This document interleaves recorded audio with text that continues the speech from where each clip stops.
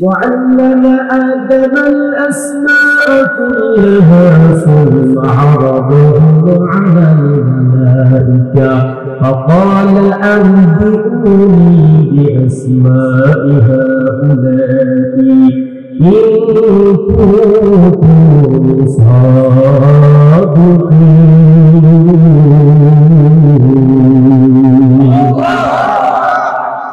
আল্লাহ তাআলা আদম নবীকে সব নামগুলো শিখাইলেন।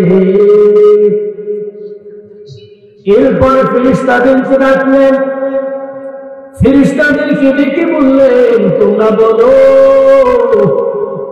এই বস্তুগুলোর নাম একদিক থেকে বলো। ফেরেশতারা বলতেছেন, আল্লাহ তুমি আমাদেরকে যেগুলো শিক্ষা দিয়েছো এর বাহিরে আমরা কিছু বলতে পারবো না। আল্লাহ তাআলা আদম নবীকে বললেন, আদম তুমি বস্তুগুলোর নাম বলো। আদম নবী একদিক থেকে সব নামগুলো বলে দিল। আল্লাহ তাআলা ডেকে বলতেছেন, ফেরেশতা তোমাদেরকে বলা হয়েছিল নামগুলো বলো, তোমরা নাম বলতে পারো নাই। আদম একদিক থেকে সব নামগুলো বলেছে। ফেরেশতারা তোমরা বলো তোমরা উত্তর নাকি আদম নবীর উত্তর? ফেরেশতারা বলতেছেন, আল্লাহ এখন তো বুঝাইল আদম নবী আমাদের চাইতে উত্তর। আদম নবী হলো আমাদের চাইতে উত্তম। ফেরেশতাদের ভুলগুলো তখন ভেঙে গেল। আল্লাহ তাআলা ফেরেশতাকে বললেন, যদি তাই হয় আদম নবী যদি তোমাদের চাইতে দামি হয় তাহলে তোমরা সবাই মিলে আদমকে সিজদা দাও। আল্লাহ তাআলা যখন আদেশ করলেন ফেরেশতারা আদম নবীকে সিজদা দিলেন, কিন্তু আযাজিল আদম নবীর সাথে হিংসা করে অহংকার করে সে সিজদা দিলেন না। আল্লাহ তাআলা বলেন, ইবলিস তুমি ইবলিস হয়ে গেলে, তোমাকে জান্নাত থেকে বহিষ্কার করে দেওয়া হলো। এরপর আদম নবীর মর্যাদা আল্লাহ তাআলা বাড়ায় দিলেন। আদম নবী জান্নাতের ভেতরে যা কিছু নিয়ামত আছে এই নিয়ামতগুলো ভোগ করতেছিল। আদম নবী জান্নাতের ভেতরে আরামের মধ্যে যখন ঘুমাইলেন, আদম নবী এমন ঘুম দিয়েছে, আরামের ঘুম দিয়েছে। যেই দিন আরামের ঘুম দিয়েছিলেন ওই দিন আল্লাহ তাআলা আদম নবীর বাম পা ধরে একটা হাড় বের করলো।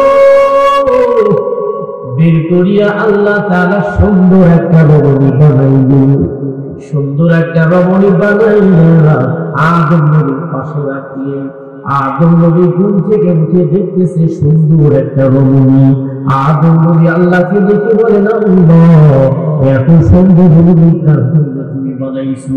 আল্লাহ তাআলা বলে, আদম এই রমণীটা তোমার জন্য বানাইছি।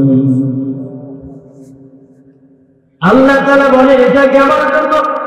আদম নবী বলেন, আল্লাহ এটা কি আমার জন্য হালাল করেছো? আল্লাহ তাআলা বলে, তোমার জন্য তাহলে আল্লাহ তাআলা হালাল করে বানাইছি। তোমরা দুইজন জান্নাতে থাকো, জান্নাতের মধ্যে যে নিয়ামতগুলো আছে সেগুলো ভোগ করো। তবে সাবধান, ওই যে পাশে একটা গাছ, ওই গাছের কাছে তোমরা যাইবা না, ওই গাছের ফল ভক্ষণ করবা না। আল্লাহ তাআলা আদম নবীকে সাবধান করে জান্নাতের ভেতরে থাকতে দিলেন। এর মাঝে শয়তান এসে বলতেছেন আদম নবীকে, আদম তোমাদেরকে জান্নাত থেকে বের করে দিবে। কেন? ওই যে গাছের ফল যদি ভক্ষণ না করো তাহলে বের করে দিবি, আর ফলগুলো যদি ভক্ষণ করো তাহলে তোমাদেরকে বের করে দিবি না। শয়তান উল্টোটা বলবে। আদম নবী তখন চিন্তা করলেন, এই ফল যদি ভক্ষণ না করি তাহলে যদি বের করে যায়। আদম নবীকে এই ফল বক্ষণ করলেন, হাওয়া ফল বক্ষণ করলেন। আল্লাহ তাআলা বলেন, আদম এখন তোমাকে জান্নাত আর রাখা যাবে না। আল্লাহ তাআলা জান্নাত থেকে দুইজনকে বের করে দিলেন, দুইজনকে দুই জায়গায় রাখলেন। দুই জায়গায় রাখার পর তারা বড় চিন্তিত। দুই জায়গায় রাখার পর তারা আল্লাহর কাছে কান্নাকাটি করলেন। আল্লাহকে ডেকে বলেন, আমরা তো অন্যায় করে ফেলেছি, অন্যায় করার পর আমরা তোমার কাছে তওবা করেছি, আমাদেরকে তুমি মাফ করে দাও।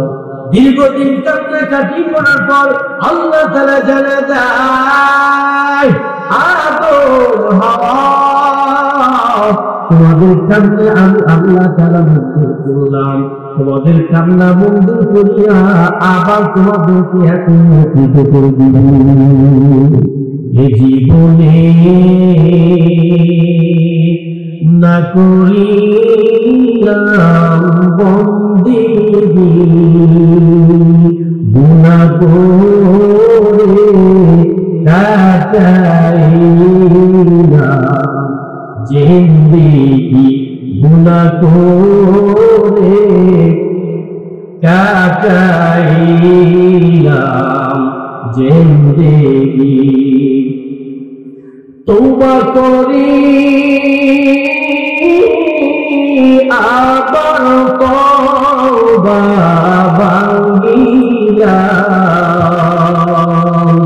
অবশেষে খাঁটি তওবা করিলাম। সকলেরই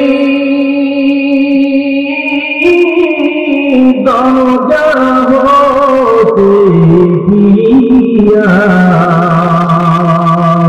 তোমার রোজায় রইলাম পড়িয়া। তুমি যদি মাফ না করো বান্দারে, বলো তোমার বান্দা যাবে কার কাছে, বলো তোমার বান্দা যাবে কার কাছে। আল্লাহ তাআলা তাদেরকে মাফ করে দিলেন, একত্রিত করলেন। এরপর তাদের মাধ্যমে দুনিয়াতে সন্তান আসলেন। এইভাবে সন্তান আসতে আসতে অর্ধ পর্যন্ত আমাদেরকে আল্লাহ দুনিয়াতে পাঠাইলেন। এই দুনিয়াতে আল্লাহ তাআলা অসংখ্য নবী রাসূল পাঠাইলেন।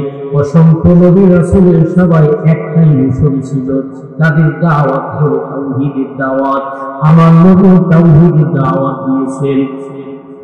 আল্লাহ তাআলা আমার নবীকে দুনিয়াতে পাঠানোর পর আল্লাহ তাআলা বলেন, হাবিব আমি আপনাকে চারটা দায়িত্ব দিলাম। কয়টা? চারটা দায়িত্ব আপনাকে পাঠাইলাম। এক নাম্বার দায়িত্ব হলো কোরআন কারীমের তেলাওয়াত। আপনি কোরআন পড়বেন, আপনার উম্মতের কাছে তেলাওয়াত গুলো পৌঁছাইবেন। লাউ আনসালনা হাযাল কুরআন على جبل لرأيته خاشعا متصدعا من خشية الله।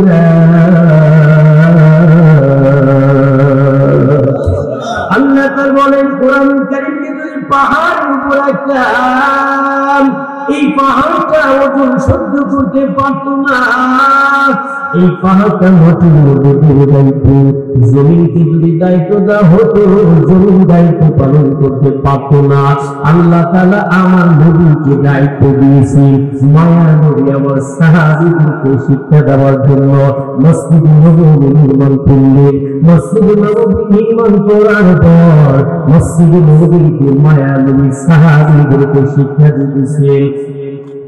সাহাবীরা যখন নবীর কাছে শিক্ষা গ্রহণ করে, কোন কোন সাহাবী তাদের পেটে কোনো খাবার নাই, তাদের পেটে কোনো খাবার নাই, কিন্তু জবান থেকে কোরআন কারীমের তেলাওয়াত সুন্দর বের হয়। আলহামদুলিল্লাহি রাব্বিল আলামিন আর-রাহমানির রাহিম মালিকি ইয়াউমিদ্দিন।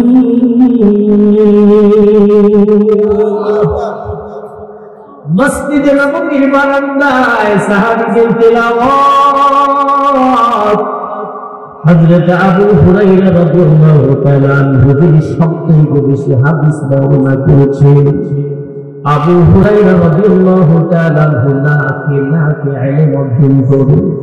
আবু হুরায়রার ব্যাপারে বলা হয়েছে, আবু হুরায়রা ক্ষুধার কারণে তার পেটের মধ্যে পাথর বেঁধে রেখেছে। হযরত আবু হুরায়রা ক্ষুধার কারণে মসজিদে নববীর বারান্দায় ঘোরাঘুরি করতেছে।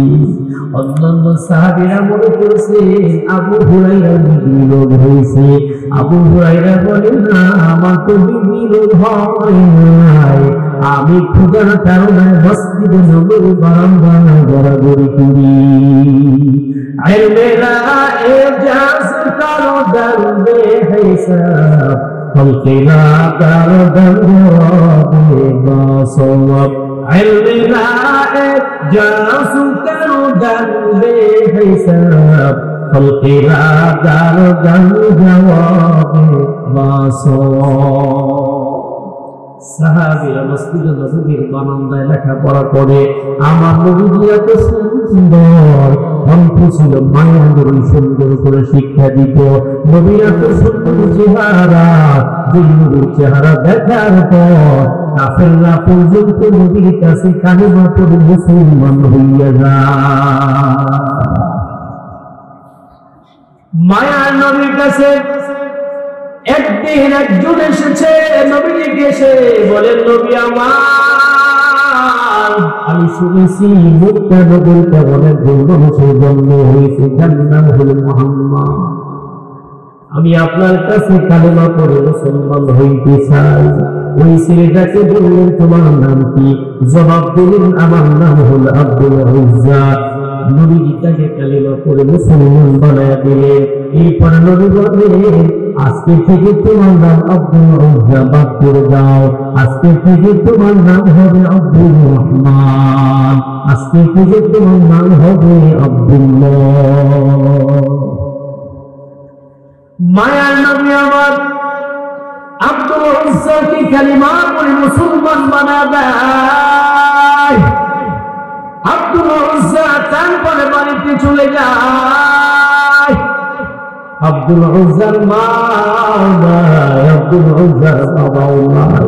চাচার কাছে লালিত পালিত হয়, চাচার কাছে লালিত পালিত হয়। চাচার কাছে কোনোদিনই কথাটা বলতে সাহস পায় না।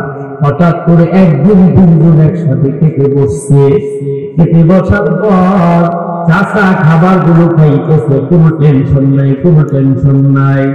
আব্দুল উজ্জা খাবার খাইতে যে খাবার গুলো নড়াচড়া করে খাবার গুলো খাই না। চাচা বলতেছে, ভাতিজা খাবার গুলো কেন খাইতেছে না, কেন বারবার নড়াচড়া করতেছে, নড়াচড়া করতেছে? ভাতিজা বলতেছে, চাচা আমি আপনার একটা প্রশ্ন করতে চাই। চাচা বলতেছেন, কি প্রশ্ন করবো বলো? ভাতিজা বলতেছে, চাচা এই মুক্তা নগরে কেমন একজন মানুষের জন্ম হয়েছে, আব্দুল্লাহ রাসূল মুহাম্মদ, এই মুহাম্মদ মানুষটা কেমন? চাচা বলতেছে, মুহাম্মদ অত্যন্ত ভালো, মুহাম্মদ মানুষটা অত্যন্ত ভালো। এই মুহাম্মদের চেহারা দেখার পর অনেক কাফের মুসলমান হয়ে গেছে। চাচার কথা শুনিয়া ভাতিজা চিন্তা করলে, এখন একটা সুযোগ, এই সুযোগে আমি আমার চাচার কাছে বলে দে আমি কালেমা পড়ে মুসলমান হয়েছি।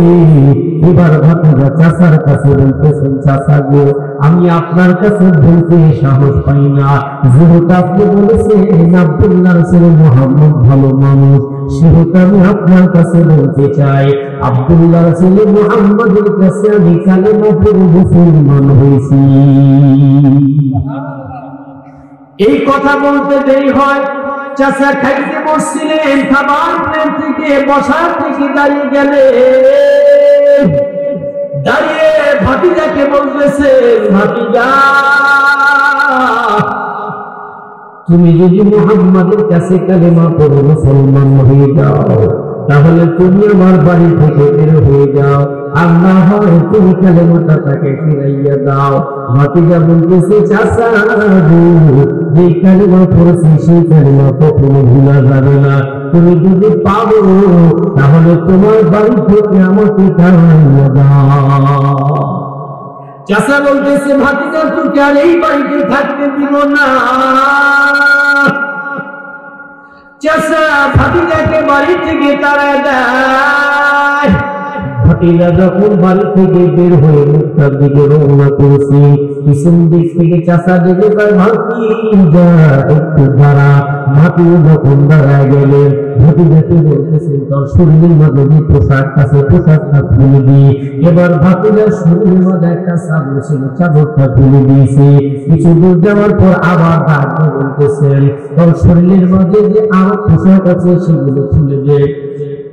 সব পোশাক খুলে দেওয়ার পর মাত্র লুঙ্গিটা রয়ে গেছে, এরপরে বলতেছে লুঙ্গিটা খুলে দে। রাতে অন্ধকার কুহু কুহু করতেছি, শীতের মধ্যে শীতের রাতে কুহু কুহু করতেছি।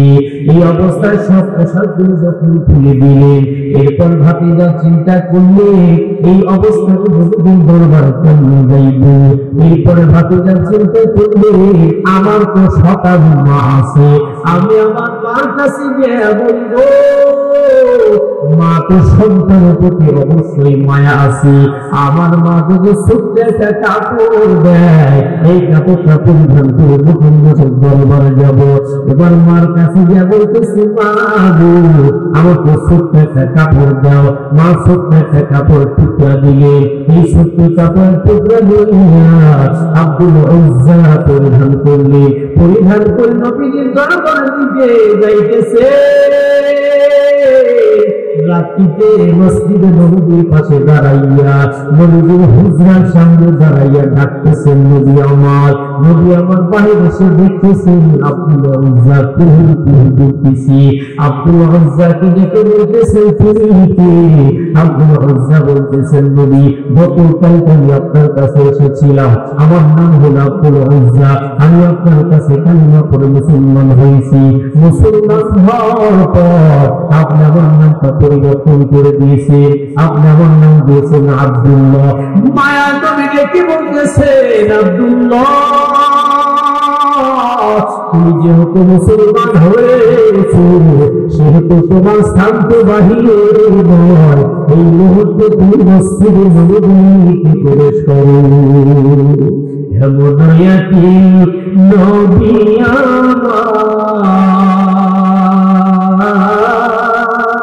আমার পিতা মাতা নাই বিকার,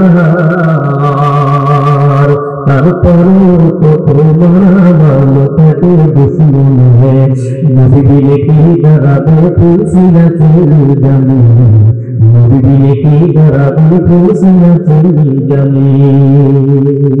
মায়ার নবী আমার আব্দুল্লাহকে ডেকে ভিতরে নিয়ে গেলেন।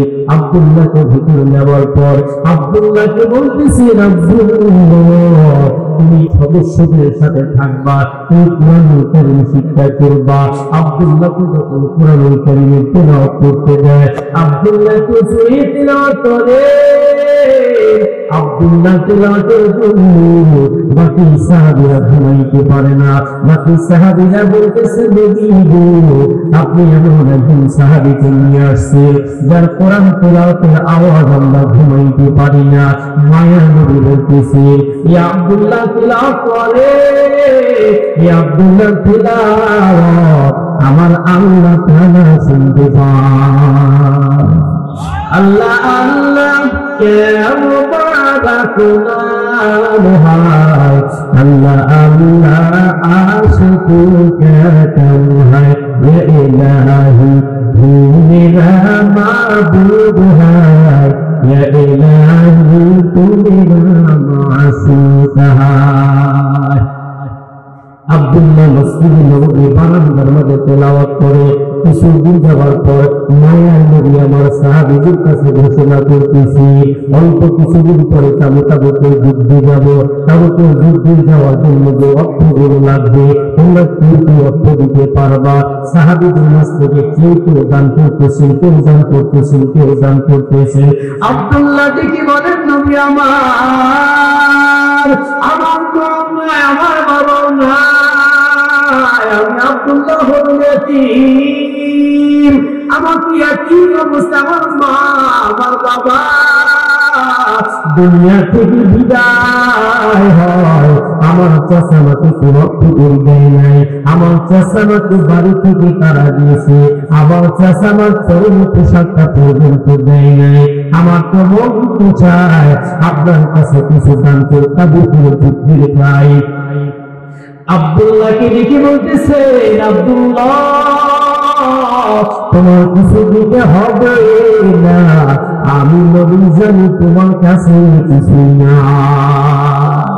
আব্দুল্লাহ দেখে বলতেছেন, মায়ার নবী আমার, আমি তুমি যুদ্ধের ময়দানে যাই, আমি যদি কিছু না দিতে পারি তাহলে আমি যুদ্ধের সময় আপনার সামনে ঢাল হয়ে দাঁড়াইয়া যাব। যতগুলো তীর আঘাত করবে তীর আঘাতগুলো আপনাকে লাগতে দিব না, ওই তীরের আঘাতগুলো আমি আব্দুল্লাহ বাধা হয়ে দাঁড়াইব। আব্দুল্লাহ মায়া নবীকে বললেন, মায়া নবী আমার আব্দুল্লাহর জন্য আল্লাহর কাছে দোয়া করে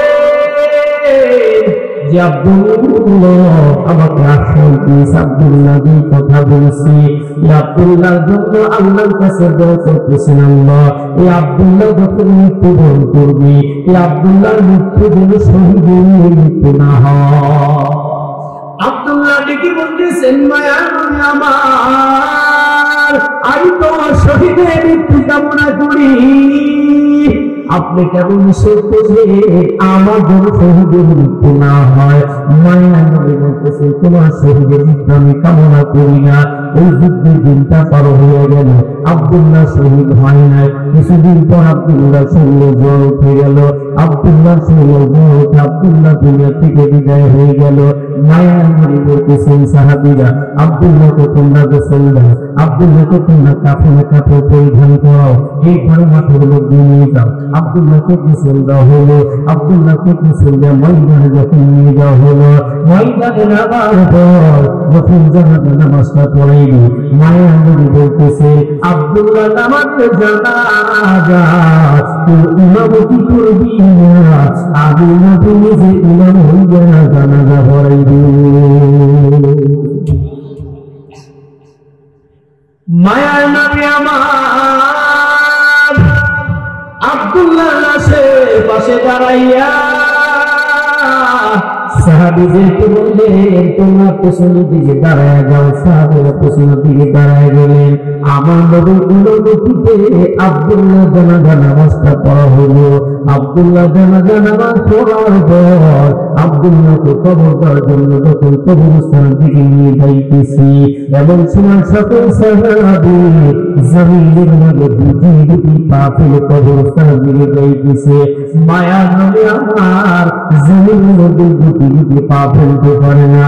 মায়ার নবী আমার দুনিয়ার দিকে ভর দিয়ে সামনে দিকে যাইতেছে।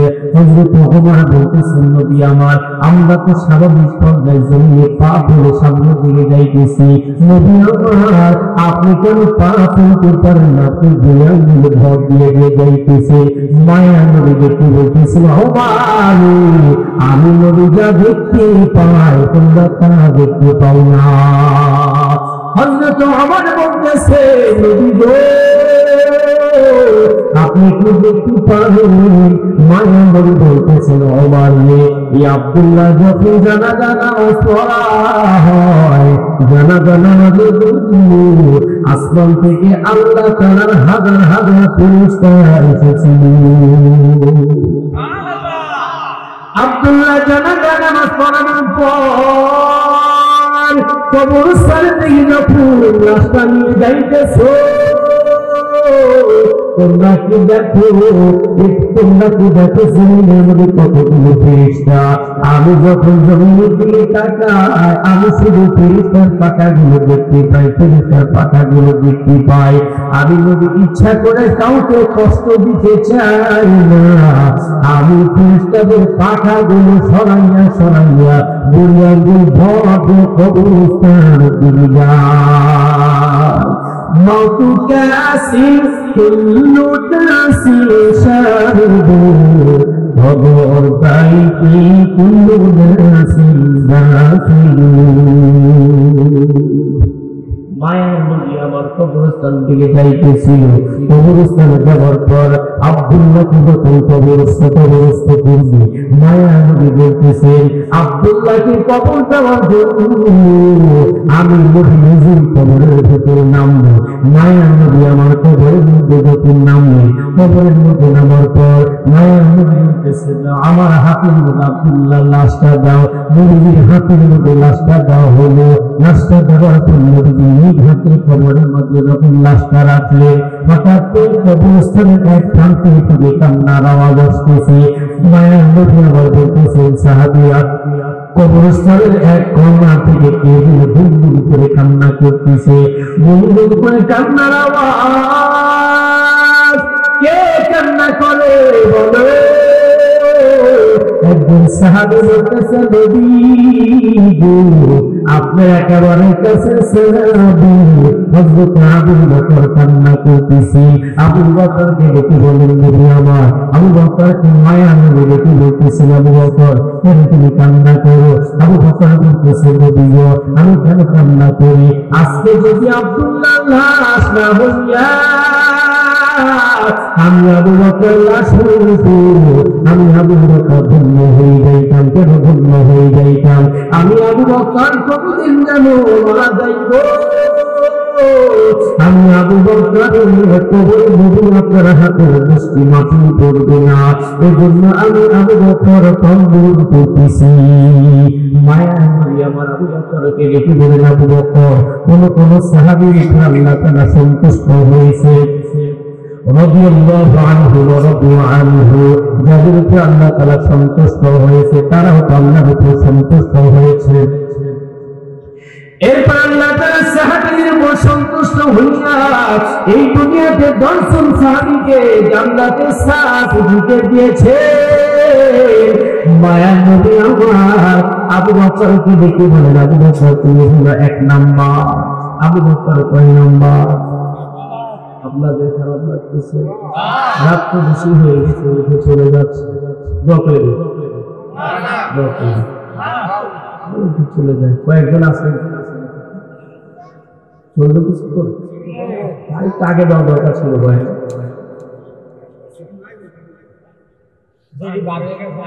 আগে কি ভালো করে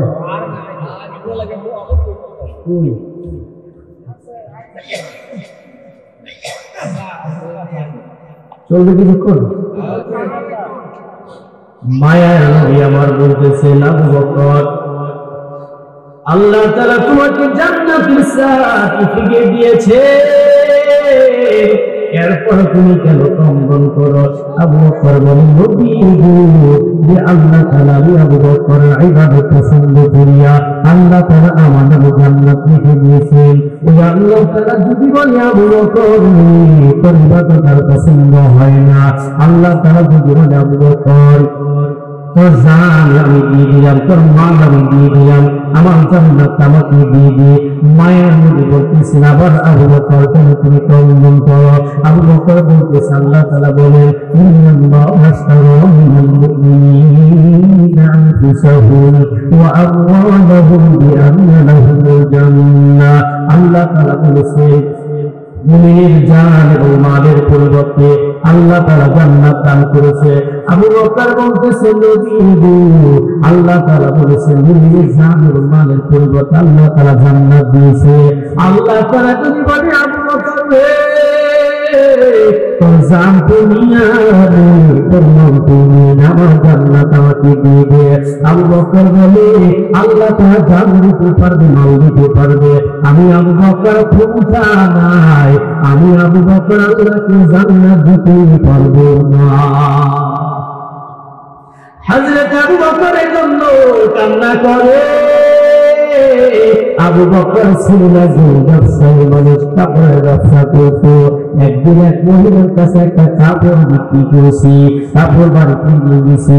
বাড়িতে নেবার পর এই কাপড়টা কয়েকদিন পর মহিলার পছন্দ হয় নাই। এই কাপড়টা আবার আবু বকরের কাছে নিয়ে গেছি। আবু বকরকে বলে, আবু বকর তোমার কাছ থেকে যে কাপড়টা কিনেছিলাম এই কাপড়টার পছন্দ হয় না, তোমার কাপড়টা তুমি ফিরাইয়া নাও। আবু বকর একটা কথা বলেন নাই। আবু বকর কাপড়টা ফিরে নিয়েছি, এই মহিলাকে টাকা দিয়ে দিয়েছে। আবু বকর কত সুন্দর মানুষ, আবু বকর একটা কথা বলে নাই। আবু বকরের কাছ থেকে একটু শিক্ষা নেওয়া দরকার। আবু বকর কাপড়টা ফিরে টাকাটা দিয়ে দিল। আর আমার দেশে দোকানের সামনে লম্বা একটা সাইনবোর্ড লিখে দেয়, বিশেষ দ্রষ্টব্য, বিক্রিত মাল ফেরত নেওয়া হয় না। ঠিক কিনা? আমার দেশের দোকানদার ভাই দোকানের সামনে সাইনবোর্ডে সুন্দর করে লিখে দেয়, বিশেষ দ্রষ্টব্য, বিক্রিত মাল ফেরত নেওয়া হয় না।